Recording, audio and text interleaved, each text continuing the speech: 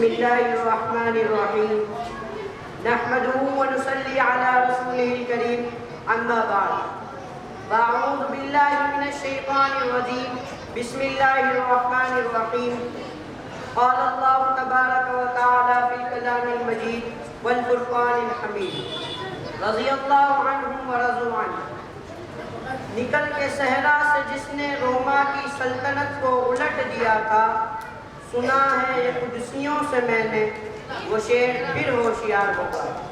محترم سامعین، میرے عزیز اور نوجوان ساتھیوں، السلام علیکم ورحمۃ اللہ وبرکاتہ۔ آج میری تقریر کا عنوان اپنے مکتب کے اسم بامسمہ صحابی رسول مرد مجاہد حضرت خالد بن ولید رضی اللہ تعالیٰ عنہ ہے۔ آپ حضرات کو بتاتا چلوں، آپ کا نام نامی اسم مبارک حضرت خالد، کلیت ابو سلیمان، لقب سیف اللہ، پیدائش 592 عیسوی، وفات 642 عیسوی، مقام پیدائش مکہ المکرمہ ہے۔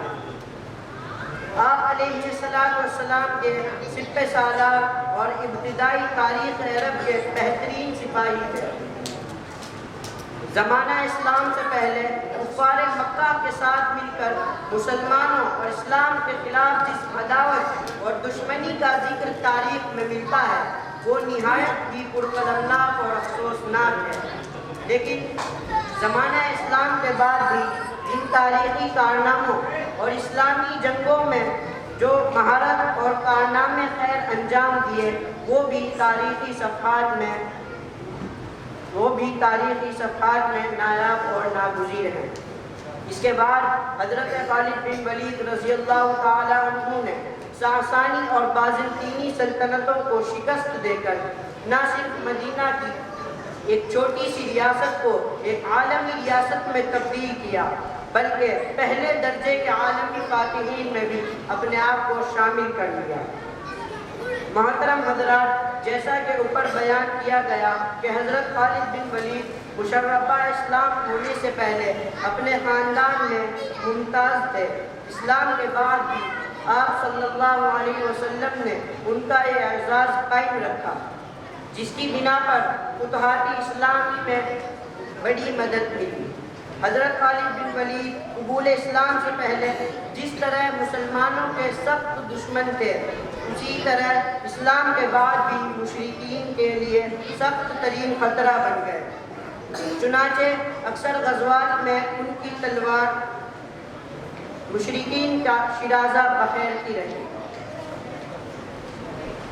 محترم حضرات، جیسا کہ حضرت والا کا مشہور واقعہ ہے کہ ایک جنگ کے دوران حضرت عمر رضی اللہ عنہ نے حضرت خالد بن ولید رضی اللہ عنہ سے جب معزول کر دیا تو اس کے بعد بھی جس جوان مردی اور بہادری کے ساتھ بغیر امتیاز اور بغاوت اور شجاعت کے ساتھ کافروں سے لڑتے رہے، اسی طرح کے معزول ہونے سے پہلے کفار کی گردنیں سے سر الگ کرتے رہے۔ یہ حضرت کی وہ مثال تاریخ ہے جس کی وجہ سے حضرت خالد بن ولید کو مقام سیف اللہ ادا کیا۔ وآخر دعوانا ان الحمد للہ رب العالمین۔ السلام علیکم۔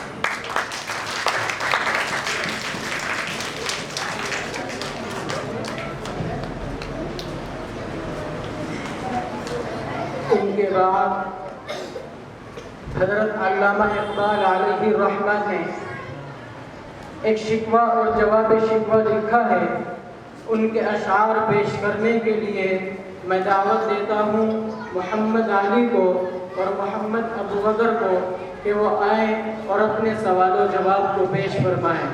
حضرت والا نے یہ شکوہ اور جواب شکوہ اس وقت تحریر فرمایا تھا جب دوسری جنگ عظیم برپا تھی، اور حضرت والا نے اپنے شکوے میں اللہ رب العزت والجلال سے وہ سوالات کیے ہیں اور ان حالات کے بارے میں سوالات کیے ہیں جو حالات اس وقت مسلمانوں پر گزر رہے تھے، اور پھر اس کے بعد خود ہی اپنی زبان میں ان کا جواب بھی خود ہی ارشاد فرمایا ہے۔